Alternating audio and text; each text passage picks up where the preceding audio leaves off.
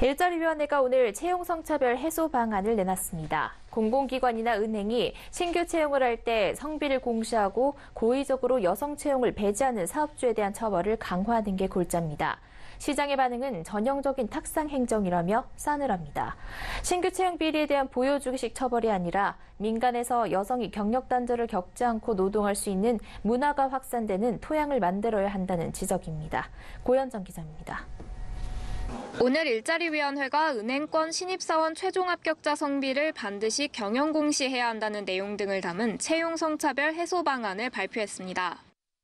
공공기관에 대해서는 채용 시 면접 응시자들의 성비 기록을 남겨둠으로써 기관이 자체 모니터링하여 하는 기능을 강화하고 특히 근로감독 등에 향후 활용할 수 있도록 기반을 마련하겠습니다.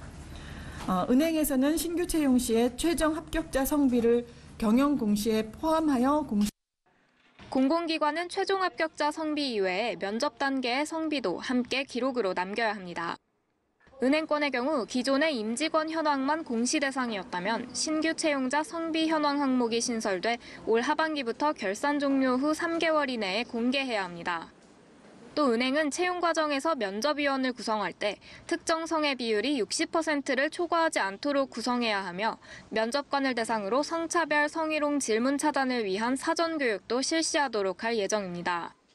또 고의 반복적으로 여성을 채용해서 배제하는 사업주에 대한 처벌도 현행 500만 원 이하 벌금에서 5년 이하 징역 또는 3천만 원 이하 벌금으로 강화하는 것을 추진할 예정입니다.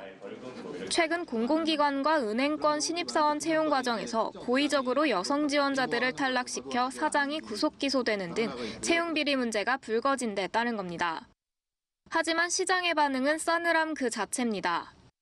신규 채용 비리에 대한 처벌이 아니라 여성이 직장에서 육아 등에 따른 경력 단절을 겪지 않고 일할 수 있는 문화를 만드는 것이 중요하다는 지적입니다. 신규 채용에만 초점을 맞춘 근시안적 대책이란 겁니다.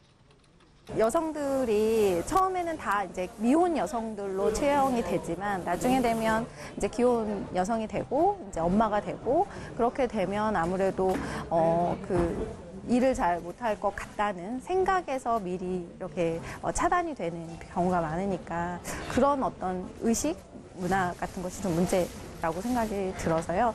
법적으로 하시는 것이 먼저일 수는 있겠지만 좀 더 문화에 신경을 써주시면 좋겠다는 생각. 고용주 입장에서 여성 채용을 기피하는 궁극적인 원인을 사회 문화적으로 해소하지 않고서는 공공기관이나 금융권이 아닌 민간 기업이 자발적으로 이러한 흐름을 따라가기는 어렵다는 겁니다. 규제가 능사가 아니라 여성 인력을 자발적으로 고용하는 문화적 토대를 만드는 게 중요하다는 지적입니다. 서울경제TV 고현정입니다.